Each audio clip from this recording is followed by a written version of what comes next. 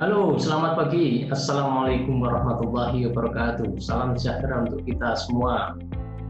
Bertemu kembali kita pada kuliah perancangan pabrik ekstraksi logam dengan saya, Zakin Barok. Kuliah ini akan diampu oleh 3 orang dosen. Yang pertama adalah saya sendiri. Yang kedua adalah Dr. Taufik Hidayat. Yang ketiga adalah Dr. Imam Santoso. Bentuk pembelajaran dari mata kuliah ini, yang pertama adalah pembahasan materi ajar oleh dosen, kemudian akan ada latihan-latihan. Yang ketiga adalah presentasi tugas perancangan yang dilakukan secara berkelompok. Penilaiannya dari 3 komponen. Yang pertama dari ujian tengah semester dengan bobot 30%, kemudian dari ujian akhir semester 35%, dan dari tugas serta presentasi tugas di depan kelas diberikan bobot 35%. Berikut ini adalah materi ajar yang akan disampaikan dalam 1 semester ini. Yang pertama adalah pendahuluan, yang kedua proses desain, yang ketiga perhitungan neraca massa, neraca panas, dan proses flow diagram atau PFD.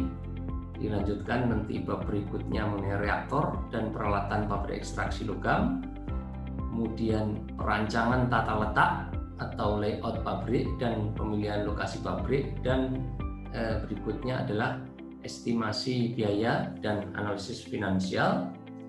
Dilanjutkan nanti dengan pembahasan contoh-contoh perancangan pabrik pirometalurgi, pabrik pirometalurgi yang kedua, pabrik hidrometalurgi, dan pabrik elektrometalurgi. Kemudian juga sebagaimana tadi disampaikan di dalam pembelajaran dalam 1 semester ini nanti akan sampaikan presentasi tugas perancangan, paling tidak 2 kali untuk setiap kelompok. Adapun pustaka yang disarankan untuk mata kuliah perancangan pabrik ekstraksi logam ini adalah sebagai berikut. Yang pertama dari Rockboom dan kawan-kawan, judulnya adalah Metallurgical Plant Design yang diterbitkan oleh Canadian Institute of Mining, Metallurgy and Petroleum tahun 2015. Kemudian dari Gavin Toller dan Ray Sinot, Chemical Engineering Design, Principle, Practice and Economic of Plant and Process Design, Elsevier 2008. Kemudian dari Deepak Malhotra, Patrick Taylor, Recent Advances in Mineral Processing Plant Design, diterbitkan oleh Society for Mining, Metallurgy and Exploration tahun 2009. Kemudian juga dari Muller, Halbe and Barat, Mineral Processing Plant Design, Practice and Control, volume 1 dan volume 2. Nah, untuk rancang pabrik ekstraksi logam ini yang volume 2-nya. Ini diterbitkan oleh Society for Mining, Metallurgy and Exploration tahun 2002, merupakan kumpulan dari paper-paper yang terkait dengan perancangan pabrik, baik pengolahan mineral maupun ekstraksi logam di volume keduanya. Kemudian juga McCabe Smith, Harriet, Unit Operation of Chemical Engineering, edisi ke-6 tahun 2001. Ini adalah pustaka yang disarankan, dan berikut ini ditunjukkan foto cover dari textbook yang disarankan tadi, ya. Nomor 1, kemudian ini yang kedua, yang ketiga, dan yang keempat.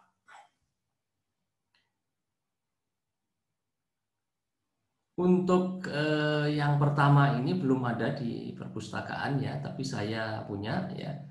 Tapi yang kedua, 3, dan 4 ini sudah ada di perpustakaan Prodi.